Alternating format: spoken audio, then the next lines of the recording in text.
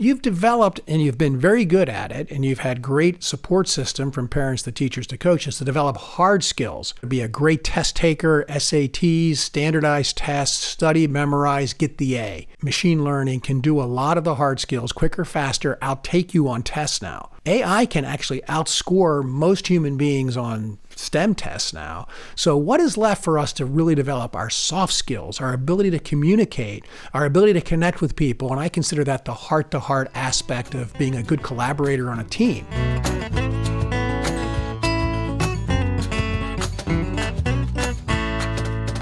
I've been teaching entrepreneurial leadership since 2006, and many students tell me at the end of the semester, and have told me as alums, that I kind of flip the script on them when they come into the class. Kind of the origin of my teaching about entrepreneurship was by a gentleman of the name Michael Gerber, who wrote the book E-Myth. And he solidified in my head that there's three parts of any business, or I think any person for that matter, is I have a tendency to humanize entrepreneurship and get it down to the human level of myself and my students because they are a product and we want to drive innovation. But he came up with this theory of the why, the what, and the how.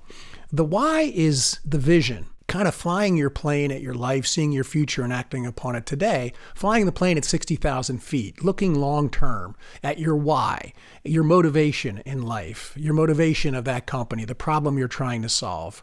And then the what is the management of how you're going to organize resources to manage solving that problem.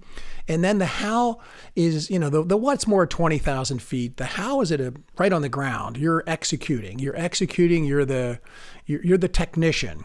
The why is considered the leader role, and we all have parts of this in us, and we all wear different hats of the why, what, and how in our day-to-day decision making. And the what is 20,000 feet, that's the management, and on the ground is technician. So why is the leader, what is the manager, and how is the technician? So building into this mindset of the philosophy, and this is something I learned from Jim Rohn, a personal development guru. He taught me that there's kind of a philosophy drives your attitude, drives your activity, and then drives your results and drives your lifestyle. So the mindset is more of the philosophy and more of the strategy, more of kind of your core values, your philosophy, which drives your attitude, which drives your day-to-day activity, which drives your results. And then you have a lifestyle built on those building blocks. And if you're not getting the results you want in life, I was taught, you go back and say, is it my philosophy? Is it my attitude? Is it my activity? Is it my day-to-day activity? Something's out of alignment. So a lot of this mindset aspect is to try to find alignment, much like a chiropractor aligns your spine, kind of aligning your philosophy, which drives your attitude. So much of the class I teach is about heart. In the age of AI, There's three components to teaching a class. It's the hands, the head, and the heart. And my contention is, as machine learning and AI is coming on strong, and reading all the CEOs of capitalistic Fortune 500 companies who are bragging to their shareholders that in 2 years, 50% of white-collar jobs could be eliminated because of machine learning, AI, and business rules of how machines are going to be running and robots are going to be running a lot of the head and a lot of the hands. And so what's left that we can have a competitive advantage over machine learning would be the heart.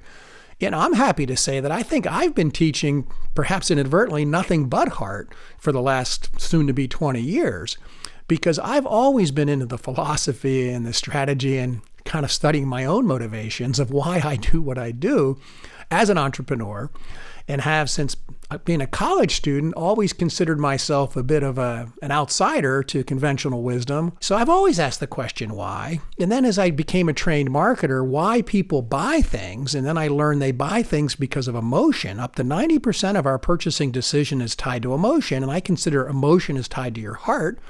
And then you support it with the head rationally. So in the age of AI, my contention is the heart is going to be what we're going to be training and developing that muscle quite a bit more than the head and the hands. A little less memorization, a little less proving that you've memorized the history of Russia or some Mayan empire or the demise of the Roman Empire.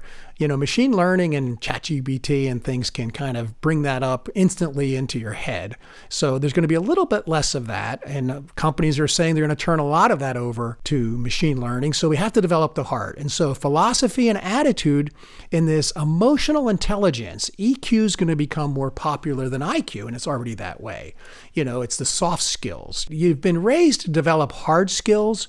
You've been raised to be able to be a great test taker, SATs, standardized tests, study, memorize, get the A. Make the team, make the travel team. You've developed and you've been very good at it, and you've had great support system from parents to teachers to coaches to develop hard skills.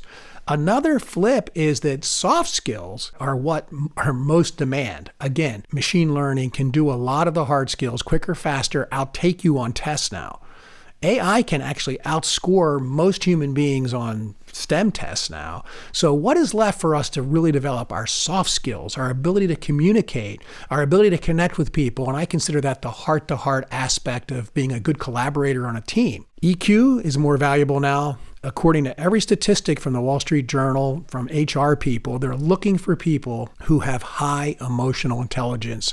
And again, not necessarily your GPA on your ability to score on head and hands. It's your ability to connect through your heart.